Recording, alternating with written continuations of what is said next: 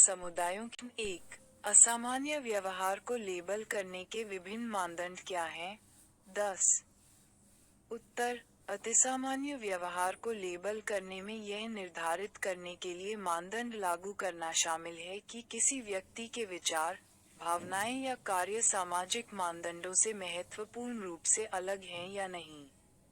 इस प्रक्रिया में विभिन्न इंटेरिया पर विचार किया जाता है। 1 सांख्यिकीय मानदंडों से विचलन, किसी विशेष जनसंख्या के सांख्यिकीय औसत से बाहर होने वाले व्यवहार को असामान्य कहा जा सकता है। 2 सामाजिक मानदंडों से विचलन, सामाजिक अपेक्षाओं या सांस्कृतिक मानदंडों का उल्लंघन करने वाले कार्यों को असामान्य माना जा सकता है। 3 कुरूपता, बेहन जो किसी व्यक्ति की दैनिक जीवन में प्रभावी ढंग से कार्य करने या परिस्थितियों के अनुकूल होने की क्षमता में हस्तक्षेप करता है। समाज की मांगों को असामान्य करार दिया जा सकता है।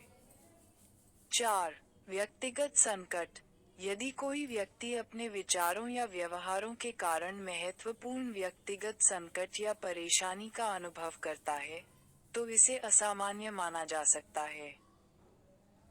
इन मानदंडों का अक्सर संयोजन में उपयोग किया जाता है, और सांस्कृतिक संदर्भ यह निर्धारित करने में महत्वपूर्ण है कि किसी समाज में क्या सामान्य या असामान्य माना जाता है। असामान्य व्यवहार।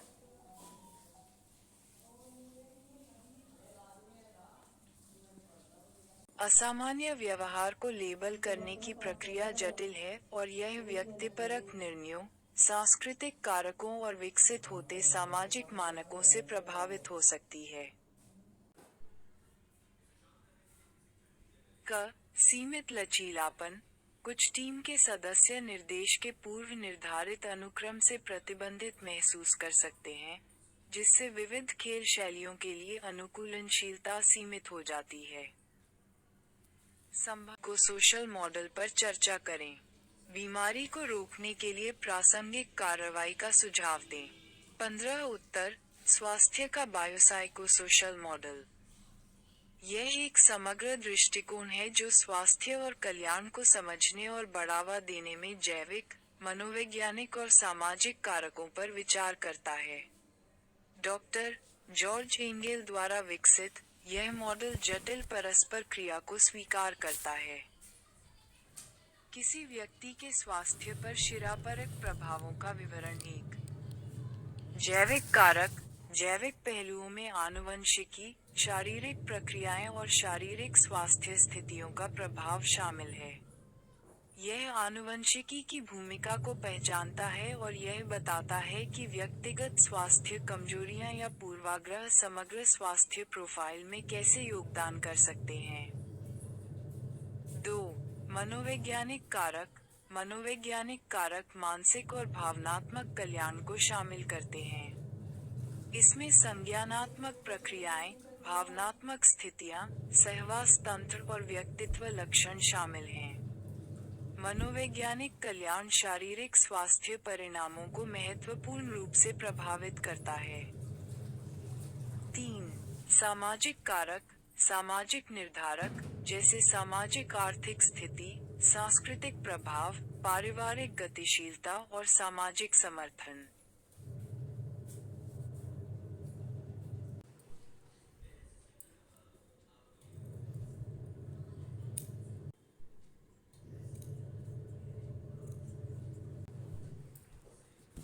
मनोविज्ञान वैकल्पिक हल 12023 पृष्ठ 17। बीमारी को रोकने के उपाय। 1 स्वास्थ्य शिक्षा और संवर्धन, स्वस्थ जीवन शैली, निवारक उपायों और स्वास्थ्य देखभाल के महत्व के बारे में जागरूकता को बढ़ावा देना। नियमित स्वास्थ्य जांच, जीवनशैली विकल्पों और समग्र कल्याण के बीच अंतर्संबंध पर व्यक्तियों को शिक्षित करें। 2 तनाव प्रबंधन कार्यक्रम, ऐसे कार्यक्रम लागू करें जो तनाव कम करने और उससे निपटने की रणनीतियों को संबोधित करते हों।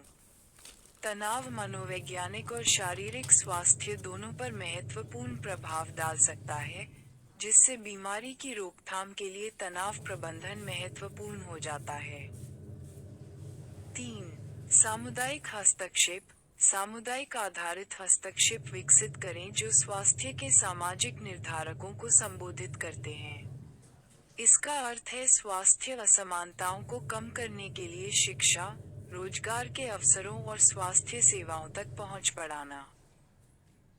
सारांश: बिसिको-सोकुल मॉडल स्वास्थ्य की व्यापक समझ के महत्व पर जोर देता है। रोकथाम के उपायों को शिक्षा, तनाव प्रबंधन, सामुदायिक भावनाओं और समग्र स्वास्थ्य सेवा प्रथाओं के माध्यम से जैविक, मनोवैज्ञानिक और सामाजिक कारकों को संबोधित करना चाहिए, जिससे स्वास्थ्य और तंदुरुस्ती के लिए अधिक लचीला और संतुलित दृष्टिकोण को बढ़ावा मिले। प्रश्न 6b, मनोवैज्ञानिक कल्याण को स्वास्थ्य का एक अनिवार्य कारक क्यों माना जाता है? इसे बढ़ाने के विभिन्न तरीके क्या हैं? उत्तर: मनोवैज्ञानिक कल्याण को स्वास्थ्य का एक आवश्यक कारक माना जाता है, क्योंकि इसमें मानसिक, भावनात्मक और सामाजिक कामकाज के पहलू शामिल होते हैं, जो जीवन की समग्र गुणवत्ता और प्रतिकूल परिस्थितियों का सामना करने में लचीलापन प्रदान करते हैं। यहाँ बताया गया है कि मनोवैज्ञानिक कल्याण स्वास्थ्य के लिए क्यों महत्वपूर्ण है और इसे कैसे बढ़ाया जा सकता है। 1. शारीरिक स्वास्थ्य पर प्रभाव। मनोवैज्ञानिक कल्याण शारीरिक स्वास्थ्य परिणामों को प्रभावित करता है, जिसमें प्रतिरक्षा कार्य भी शामिल है। हृदय स्वास्थ्य और दीर्घायु सकारात्मक मानसिक स्वास्थ्य स्वस्थ व्यवहार को बढ़ावा देता है, जैसे व्यायाम, पोषण और नींद, जो शारीरिक कल्याण को बनाए रखने और दीर्घकालिक बीमारियों के जोखिम को कम करने के लिए आवश्यक हैं। 2. सामाजिक संबंध। मनोवैज्ञानिक कल्याण सकारात्मक सामाजिक संबंधों, सामाजिक समर्थन नेटवर्क और अपनेपन की भावना को बढ़ावा देता है, जो भावनात्मक समर्थन, अंतरंगता और संतुष्टि के लिए महत्वपूर्ण है। मजबूत सामाजिक संबंध मनोवैज्ञानिक कल्याण में योगदान करते हैं और तनाव और अलगाव के नकारात्मक प्रभावों से बचाते हैं। पृष्ठ 132। मनोविज्ञान वैकल्पिक हल। 1. जीवन की गुणवत्ता। मनोवैज्ञानिक स्वास्थ्य व्यक्तिपरक कल्याण और समग्र जीवन संतुष्टि से निकटता से जुड़ा हुआ है। मानसिक स्वास्थ्य जीवन में अधिक खुशी, तृप्ति और अर्थ प्रदान करता है, तथा व्यक्ति की समग्र जीवन गुणवत्ता और कल्याण की व्यक्तिपरक भावना को बढ़ाता है। मनोवैज्ञानिक कल्याण को बढ़ाने के तरीकों में शामिल हैं।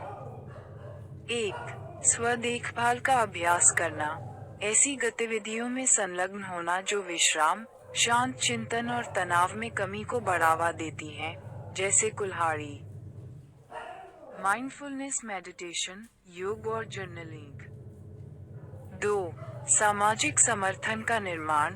रुझानों, परिवार और समुदाय के सदस्यों के साथ सकारात्मक संबंध बनाना और मुश्किल समय में समर्थन प्राप्त करना। 3.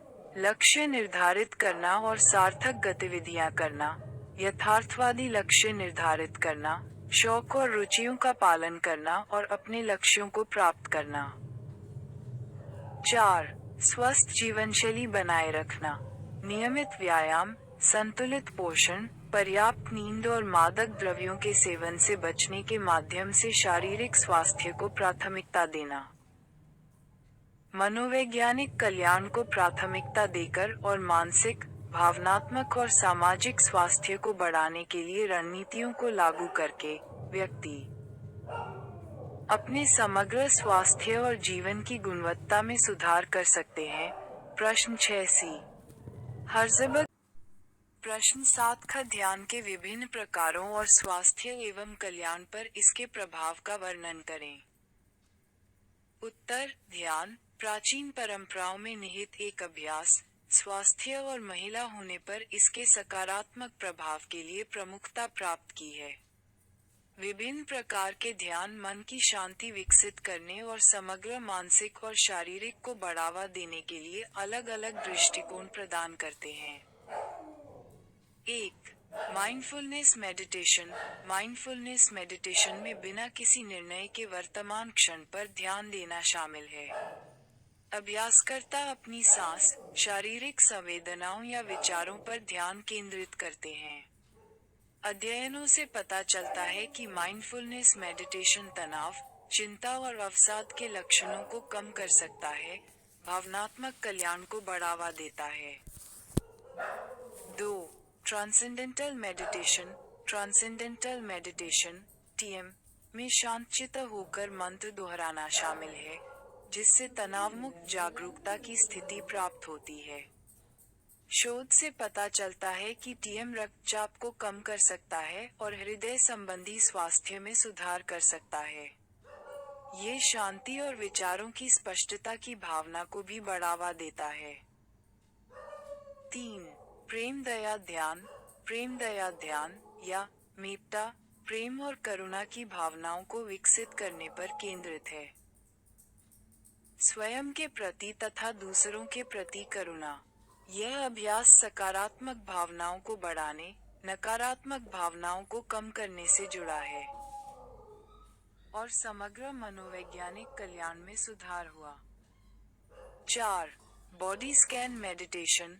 बॉडी स्कैन मेडिटेशन में अभ्यासकर्ता व्यवस्थित रूप से शरीर के विभिन्न भागों पर अपना ध्यान केंद्रित करते हैं, जिससे विश्राम और जागरूकता को बढ़ावा मिलता है।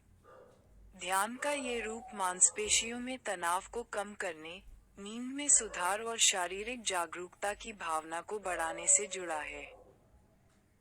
निष्कर्ष रूप में, ध्यान के विविध प्रकार मानसिक और शारीरिक कल्याण के लिए अद्वितीय मार्ग प्रदान करते हैं। माइंडफुलनेस, ट्रांसेंडेंटल लविंग काइंडनेस और बॉडी स्कैन ध्यान, प्रत्येक तनाव में कमी, भावनात्मक संतुलन और समग्र स्वास्थ्य में सुधार में योगदान करते हैं। व्यक्तिगत प्राथमिकताओं के साथ संरेखित ध्यान शैली का चयन इन प्रथाओं की प्रभावशीलता को बढ़ा सकता है। प्रश्न 7, ग मनोविज्ञान प्रणाली Q4C, चिंता विकारों के विभिन्न प्रकारों का वर्णन करें। ऐसे रोगियों के इलाज के लिए व्यवहारिक दृष्टिकोण क्या है? 20 उत्तर। अत्यधिक चिंता और आंसू की विशेषता वाले चिंता विकार विभिन्न स्थितियों को शामिल करते हैं, जो अनुकूलित व्यवहार की मांग करते हैं। प्रभावी उपचार के लिए अप्रोचेस। 1. सामान्यीकृत चिंता विकार GAD। GAD में रोजमर्रा की स्थितियों के बारे में लगातार चिंता करना शामिल है। संज्ञानात्मक व्यवहार चिकित्सा CBT नकारात्मक विचारों को चुनौती देने के लिए महत्वपूर्ण है। साथ ही शारीरिक लक्षणों को प्रबंधित करने के लिए विश्राम तकनीकों का भी उपयोग किया जाता है। 2. आतंक विकार तीव्र भय के दौरों से चिन्हित, आतंक विकार का अक्सर संवेदन शून्य करने के लिए एक्सपोजर थेरेपी से इलाज किया जाता है। व्यक्तियों को भयभीत स्थितियों से अवगत कराना तथा घबराहट के लक्षणों को नियंत्रित करने के लिए श्वास व्यायाम करना। सिस्टेनेटिक। 3. सामाजिक चिंता विकार सामाजिक स्थितियों का तीव्र भय इस विकार की विशेषता है। एक्सपोजर थेरेपी इसमें सहायक है। व्यक्तियों को धीरे धीरे सामाजिक परिवेश से परिचित कराकर तथा सामाजिक कौशल को बढ़ाकर चिंता को कम करना। 4. विशिष्ट भय विशिष्ट वस्तुओं या स्थितियों के प्रति तीव्र भय को व्यवहार चिकित्सा, विशेष रूप से असंवेदनशीलता के माध्यम से संबोधित किया जाता है। इसमें चिंता को कम करने के लिए भयभीत उत्तेजनाओं के प्रति धीरे धीरे संपर्क शामिल है। व्यवहारिक दृष्टिकोण। 5. Obsessive compulsive disorder OCD।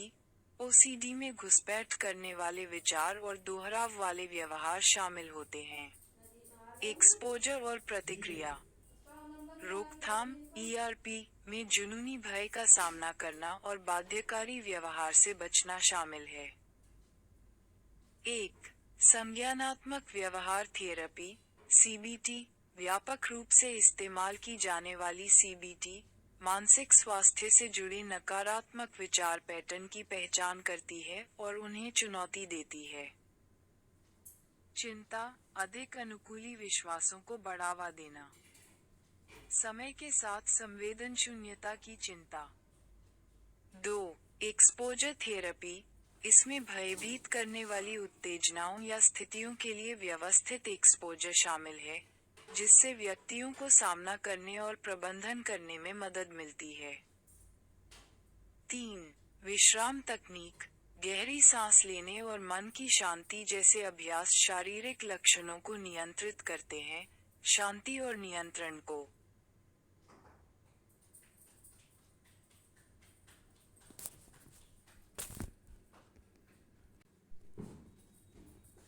पृष्ठ 174।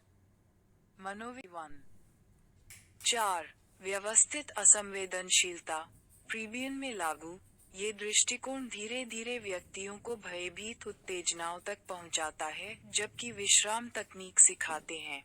विश्राम प्रतिक्रियाओं के साथ स्तन प्रतिक्रियाओं को पुनः स्थापित करते हैं। चिंता विकारों के विविध परिदृश्य को समझना लक्षित व्यवहार हस्तक्षेपों को अक्षम करता है। संज्ञानात्मक व्यवहार चिकित्सा, एक्सपोजर तकनीक और विश्राम रणनीतियों को एक संक्षिप्त ढांचे के भीतर एकीकृत करना चिंता विकारों से पीड़ित व्यक्तियों के लिए प्रभावी उपकरण प्रदान करता है। ये दृष्टिकोण सामूहिक रूप से चिंता संबंधी स्थितियों से जुड़ी चुनौतियों का सामना करने वाले लोगों की भलाई में योगदान करते हैं। प्रश्न 2 सी। चिंता विकार के विकास में जीव विज्ञान, कंडीशनिंग, अनुभूति और तनाव की महत्वपूर्ण भूमिका का वर्णन करें। 20। उत्तर, चिंता विकारों का विकास अक्सर जैविक, व्यवहारिक कंडीशनिंग, संज्ञानात्मक कारकों और तनाव के संयोजन से प्रभावित होता है। प्रत्येक व्यक्ति की चिंता विकार के प्रति संवेदनशीलता को आकार देने में महत्वपूर्ण भूमिका निभाता है। 1. जैविक कारक। क. आनुवंशिकी। जैविक पूर्वाग्रह चिंता विकारों के विकास में योगदान कर सकते हैं। पारिवारिक इतिहास वाले व्यक्ति। यदि चिंता विकार आनुवंशिक रूप से अधिक संवेदनशील हो सकते हैं। ख. न्यूरोट्रांसमीटर, सेरोटोनिन और गामा अमीनोब्यूटेरिक एसिड (GABA) जैसे न्यूरोट्रांसमीटर में असंतुलन। भयभीत या प्रतिकूल अनुभव। समय के साथ, यह वातानुकूलित उत्तेजना अपने आप में चिंता को ट्रिगर कर सकती है। बी। चिंता से जुड़े हैं। इन रासायनिक संदेशवाहकों में गड़बड़ी चिंता को बढ़ाने में योगदान दे सकती है। 2. कंडीशनिंग। क. शास्त्रीय कंडीशनिंग। व्यक्ति शास्त्रीय कंडीशनिंग के माध्यम से चिंता विकसित कर सकते हैं। एक तटस्थ उत्तेजना को एक भावनात्मक उत्तेजना के साथ जोड़ते हैं। Operative conditioning. व्यवहार जो चिंता को कम करके नकारात्मक रूप से प्रबलित होते हैं, जैसे परिहार चिंता।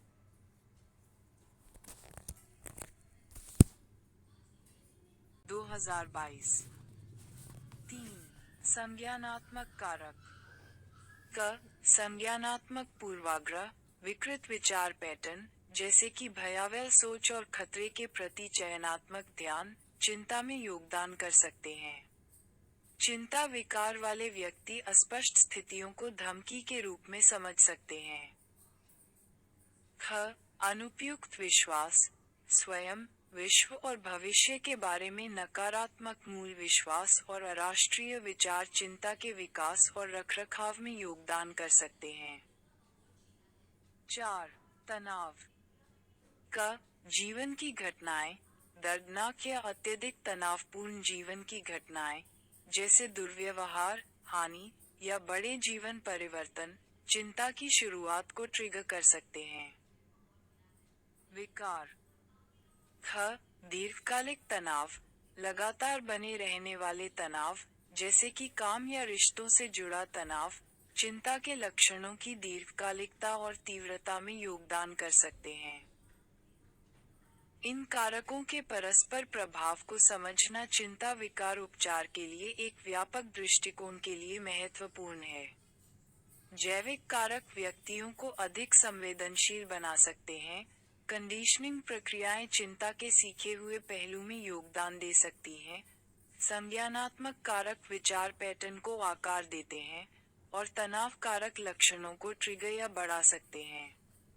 औषधीय, संज्ञानात्मक, व्यवहारिक और तनाव प्रबंधन हस्तक्षेपों को शामिल करने वाला एक समग्र दृष्टिकोण अक्सर चिंता विकारों को संबोधित करने में प्रभावी होता है।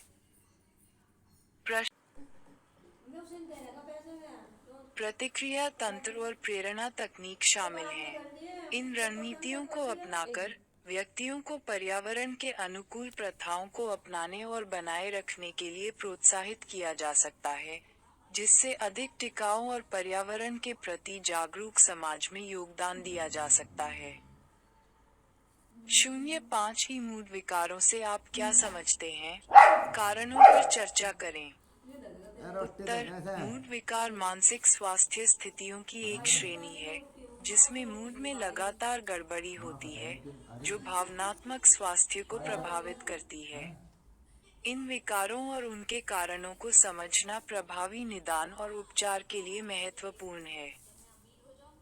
1. प्रमुख कारण: जैविक कारक, जैसे आनुवंशिक प्रवृत्ति, न्यूरोट्रांसमीटर असंतुलन और मस्तिष्क संरचना असामान्यताएं, अवसाद और द्विध्रुवी विकार जैसे मनोदशा विकारों में महत्वपूर्ण योगदान देते हैं। 2.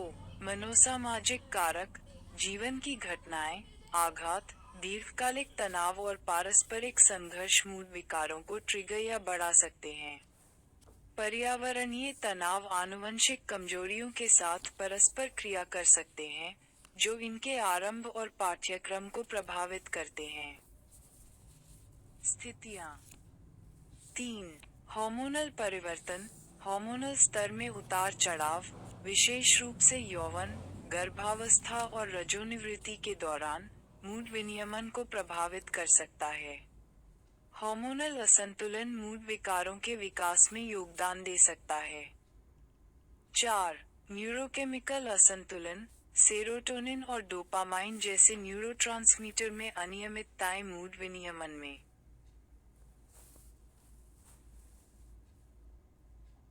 76. मनोविकारों में जैविक, मनोसामाजिक, हार्मोनल और न्यूरोकेमिकल कारकों की जटिल क्रियाएं शामिल होती हैं। मूड विकारों को प्रभावी ढंग से संबोधित करने के लिए व्यापक उपचार दृष्टिकोण विकसित करने के लिए इन बहुआयामी कारणों को पहचानना आवश्यक है। प्रश्न 6. स्वपूर्ति भविष्यवाणी कैसे काम करती है? वर्णन करें कि लिंग पूर्वाग्रह किस प्रकार स्वपूर्ति भविष्यवाणी का एक उदाहरण है। भारतीय संदर्भ 15. उत्तर 1. स्वपूर्ति भविष्यवास या अपेक्षा व्यक्तिगत व्यवहार को प्रभावित करती है, जिससे विश्वास। प्रश्न 7. अवसाद और मनोदशा विकार के लक्षणों का वर्णन करें। एटियोलॉजिकल कारकों का विवरण दें और इन विकारों के लिए उचित चिकित्सीय उपचार सुझाएं। 20. उत्तर: अवसाद और मनोदशा विकारों के लक्षण। अवसाद की विशेषता उदासी, निराशा की लगातार भावनाओं और उन गतिविधियों में रुचि या आनंद की कमी है, जिनका कभी आनंद लिया जाता था। सामान्य लक्षणों में भूख या वजन में परिवर्तन, तीव्र गड़बड़ी, थकान, बेकार की भावना, ध्यान केंद्रित करने में कठिनाई, चिड़चिड़ापन और आत्मघाती विचार या व्यवहार शामिल हैं। द्विध्रुवी विकार जैसे मनोदशा विकारों में अवसादग्रस्तता एपिसोड और उन्मत्त या हाइपोमेनिक एपिसोड के बीच उतार चढ़ाव शामिल हैं।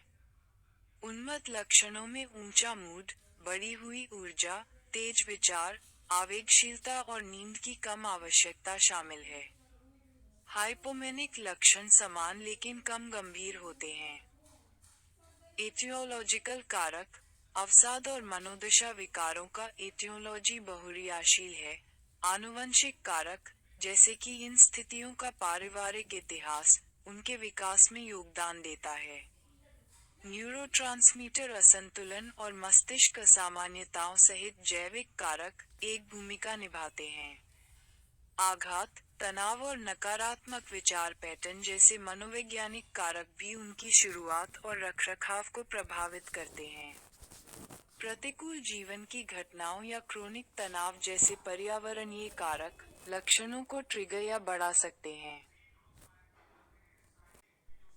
चिकित्सीय उपचार। अवसाद और मनोदशा विकारों के लिए चिकित्सीय उपचार में विभिन्न दृष्टिकोण शामिल हैं। 1. मनोचिकित्सा, संज्ञानात्मक व्यवहार थेरेपी (CBT) और पारस्परिक थेरेपी (HPT) व्यक्तियों को नकारात्मक विचार पैटर्न की पहचान करने और चुनौती देने, मुकाबला करने के कौशल में सुधार करने और पारस्परिक मुद्दों का समाधान करने में मदद करती है। 2. दवा, लक्षणों को कम करने के लिए अवसादरोधी और मूड स्टेबलाइजर्स निर्धारित किए जाते हैं। सबसे प्रभावी दवा और खुराक का पता लगाने के लिए मनोचिकित्सक की सलाह आवश्यक है। 3. जीवनशैली में बदलाव, नियमित व्यायाम, स्वस्थ भोजन, पर्याप्त नींद और तनाव प्रबंधन तकनीक मूड और समग्र स्वास्थ्य में सुधार कर सकती है। 4. सहायक हस्तक्षेप, सहायता समूह और सार्थक गतिविधियों में भागीदारी सामाजिक समर्थन प्रदान करती है और अलगाव की भावना को कम करती है। 5. अन्य उपचार, गंभीर मामलों में इलेक्ट्रोकन्वल्सिव थेरेपी (ECT) या ट्रांसक्रैनियल मैग्नेटिक स्टिमुलेशन (TMS) पर विचार किया जा सकता है। उपचार को 70 लक्षणों और अंतर्निहित कारणों के आधार पर व्यक्तिगत रूप से किया जाना चाहिए, जिसका उद्देश्य दीर्घकालिक सुधार और जीवन की बेहतर गुणवत्ता है। प्रभावी प्रबंधन के लिए मानसिक स्वास्थ्य पेशेवरों से पेशेवर मदद लेना महत्वपूर्ण है। 8b. स्किज़ोफ्रेनिक विकार चिंता विकारों से किस प्रकार भिन्न है? उदाहरणों सहित समझाएं। 15. उत्तर: स्किज़ोफ्रेनिक विकार और चिंता विकार मानसिक स्वास्थ्य स्थितियों के भीतर अलग-अलग श्रेणियों का प्रतिनिधित्व करते हैं। स्किज़ोफ्रेनिक विकारों में कई तरह के लक्षण शामिल होते हैं, जिनमें मतिभ्रम, भ्रम, अव्यवस्थित सोच, व्यवहार और भावनात्मक अभिव्यक्ति में कमी जैसे नकारात्मक लक्षण शामिल हैं। ये लक्षण अक्सर सामाजिक, व्यावसायिक या शैक्षणिक कामकाज में महत्वपूर्ण हानि का कारण बनते हैं। एटियोलॉजिकल रूप से, स्किज़ोफ्रेनिया को आनुवंशिक, जैविक, पर्यावरणीय और न्यूरोडेवलपमेंटल कारकों के संयोजन से उत्पन्न माना जाता है, जिसमें मस्तिष्क की संरचना और कार्य में न्यूरोट्रांसमीटर असंतुलन और असामान्यताएं प्रमुख भूमिका निभाती हैं।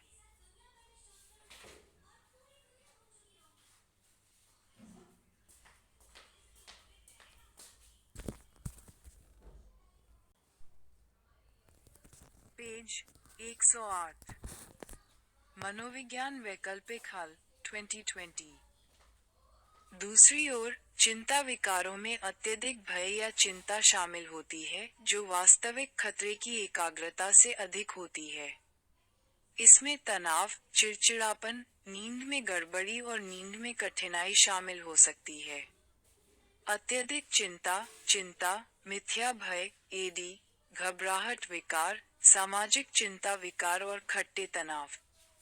सामान्यीकृत चिंता विकार, मस्तिष्क रसायन विज्ञान, व्यक्तित्व लक्षण और पर्यावरणीय तनाव सहित विकारों से डिस्यूरिया। न्यूरोट्रांसमीटर का असंयम और भय प्रसंस्करण में शामिल मस्तिष्क सर्किट में असामान्यताएं उनके एटीएलजी में आरोपित हैं। उदाहरण के लिए, स्किज़ोफ्रेनिया से पीड़ित व्यक्ति श्रवण मतिभ्रम और पागल भ्रम प्रदर्शित कर सकता है, साथ ही अव्यवस्थित भाषण व्यवहार भी कर सकता है। इसके विपरीत, जीएडी जैसे चिंता विकार वाले व्यक्ति में जीवन के विभिन्न पहलुओं के बारे में लगातार चिंता दिखाई दे सकती है, साथ ही तत्काल खतरे की अनुपस्थिति में भी मांसपेशियों में तनाव और बेचैनी जैसे शारीरिक लक्षण भी हो सकते हैं। उपचार के तरीके भी अलग अलग होते हैं। सिजोफ्रेनिया के लिए आमतौर पर एंटीसाइकोटिक दवाओं, मनोसामाजिक हस्तक्षेपों और पुनर्वास सेवाओं के संयोजन की आवश्यकता होती है, जबकि चिंता विकारों को मनोचिकित्सा और एंटीडिप्रेसेंट या बेंजोडाइजेपाइन जैसी दवाओं से प्रबंधित किया जा सकता है। नैदानिक अभ्यास में सटीक निदान और प्रभावी उपचार योजना के लिए इन अंतरों को समझना आवश्यक है। प्रश्न 8 ऐसे सामाजिक समूह के बारे में सोचें जो लंबे समय से वंचना का शिकार है। सिजोफ्रेनिया के सकारात्मक और नकारात्मक लक्षणों का तुलनात्मक विश्लेषण करें। 10 उत्तर। सिजोफ्रेनिया एक गंभीर मानसिक विकार है, जिसके लक्षण कई प्रकार के होते हैं, जिन्हें मोटे तौर पर सकारात्मक और नकारात्मक लक्षणों में वर्गीकृत किया जा सकता है। सकारात्मक लक्षण। मतिभ्रम, ऐसी धारणाएं जो बाहरी उत्तेजनाओं के बिना होती हैं, जैसे आवाजें सुनना या ऐसी चीजें देखना जो दूसरे नहीं देखते।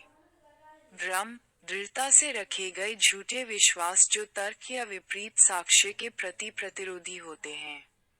उदाहरण के लिए, पागल भ्रम। इसमें यह विश्वास शामिल है कि अन्य लोग व्यक्ति के विरुद्ध षड्यंत्र रच रहे हैं। नकारात्मक लक्षण। फ्लैट इफेक्ट, भावनात्मक अभिव्यक्ति में कमी, जिसमें व्यक्ति का चेहरा स्थिर दिखाई दे सकता है, तथा स्वर में भी कमी हो सकती है। सामाजिक अलगाव, संबंध स्थापित करने और बनाए रखने में कठिनाई, जिसके कारण सामाजिक अलगाव होता है। एनहेडोनिया, उन गतिविधियों में आनंद या रुचि का अनुभव करने की क्षमता में कमी जो कभी आनंददायक थीं। ये ध्यान रखना महत्वपूर्ण है कि सिजोफ्रेनिया में संज्ञानात्मक लक्षण भी शामिल हो सकते हैं, जैसे कि याददाश्त और ध्यान में कठिनाई। सिजोफ्रेनिया वाले व्यक्तियों में लक्षणों की सहक्रिया और गंभीरता व्यापक रूप से भिन्न हो सकती है। उपचार में अक्सर एंटीसाइकोटिक दवाओं, मनोचिकित्सा और सहायता सेवाओं का संयोजन शामिल होता है। सिजोफ्रेनिया के लक्षणों को कम करने में बेहतर परिणामों के लिए प्रारंभिक हस्तक्षेप महत्वपूर्ण है।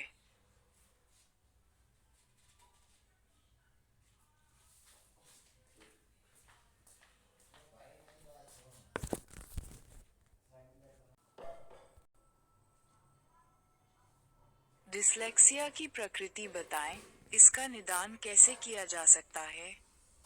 10 डिस्लेक्सिया सटीक और धारा प्रवाह शब्दों की पहचान करने में असमर्थ है और खराब वर्तनी और डिकोडिंग क्षमताओं के कारण होता है। डिस्लेक्सिया टैम्प से संबंधित नहीं है, और डिस्लेक्सिया से पीड़ित व्यक्तियों में अक्सर औसत से लेकर औसत से अधिक बुद्धिमत्ता होती है। डिस्लेक्सिया की प्रकृति। 1 वास्तविक चुनौतियां। डिस्लेक्सिया से पीड़ित व्यक्तियों को ध्वन्यात्मक प्रसंस्करण में कठिनाई होती है, जिससे अक्षरों को जोड़ना मुश्किल हो जाता है। अक्षर अनुक्रमों को पहचानने और याद करने में कठिनाइयों के कारण वर्तनी चुनौतीपूर्ण हो सकती है। डिस्टी का सामान। 1 शैक्षिकी मूल्यांकन। डायलिया का निदान अक्सर योग्यता प्राप्त व्यक्तियों द्वारा किए गए शैक्षिकी मूल्यांकन के माध्यम से किया जाता है। संज्ञानात्मक परीक्षण, ध्वनि विज्ञान संबंधी उच्चारण, कार्यशील स्मृति और तीव्र गति से सीखने जैसे क्षेत्रों में विशिष्ट कठिनाइयों की पहचान करने के लिए संज्ञानात्मक मूल्यांकन किया जा सकता है, और व्यक्ति की आवश्यकताओं के अनुरूप प्रभावी हस्तक्षेप लागू करने के लिए सटीक निदान अत्यंत महत्वपूर्ण है।